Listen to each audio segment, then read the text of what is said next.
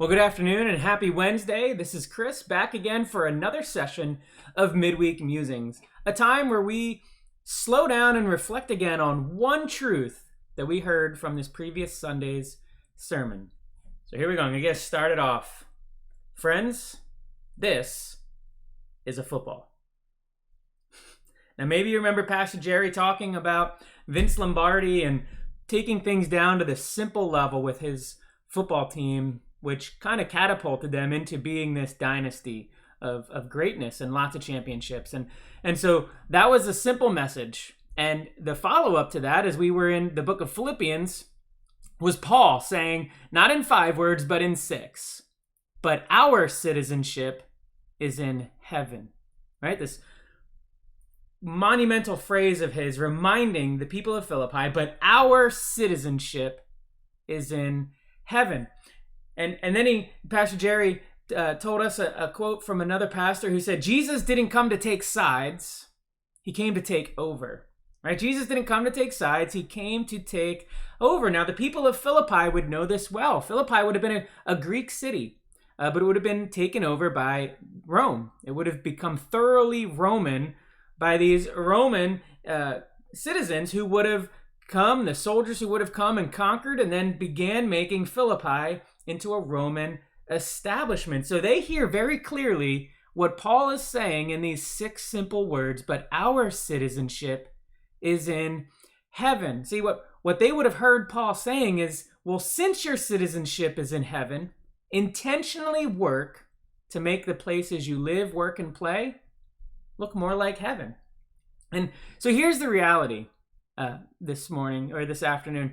You and I, we are actively making the places we live, work, and play look more like something, whether we know it or not. And Paul tells us the 2 things that could be, the 2 somethings that we're making these places look more like. It has to do with, are we making it look more like the things of earth, the ways of earth, or are we actively making things more like heaven?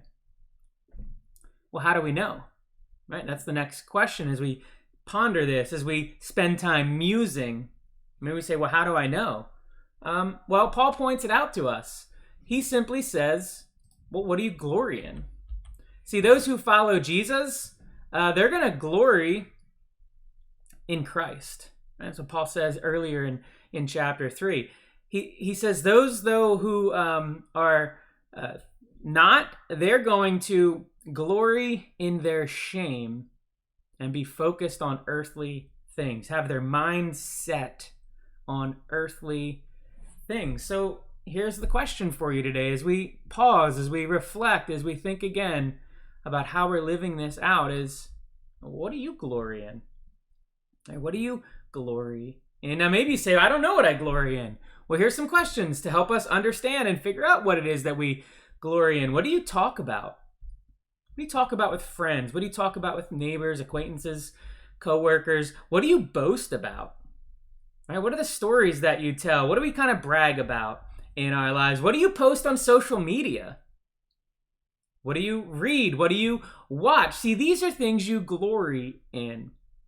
Maybe it's helpful to understand what to glory in means. To glory in literally means to take great pride or pleasure in something. So what do you take great pride or pleasure in? Is it the things of Christ or the things of the flesh? The things that are maybe more shameful. So here's what we want to do. Here's what I want you to do. For the rest of this week, as we finish out this week, what would it mean to take pleasure in the things Jesus takes pleasure in where you live, work, and play? What would it mean to take pleasure in the things that Jesus takes pleasure in on social media? And I don't know about you, but this just leads me to another question. Well, what are the things Jesus takes pleasure in? Great follow-up. Maybe some of you are taking Pastor Jerry's challenge and you're reading through the book of Matthew. Well, you're going to hear a lot of what Jesus takes pleasure in the book of Matthew. I would recommend, if at the very least, turn to Matthew chapters 3 to 5. You'll hear a lot what Jesus takes pleasure in. Or turn to Luke chapter 4, another great spot, to see what are the things that Jesus takes pleasure in. I'm going to read a little bit out of Matthew chapter 3 for us. Chapter 5 for us. Did I say Matthew 3 to 5? I meant Matthew 5 to 7. So Matthew 5 to 7.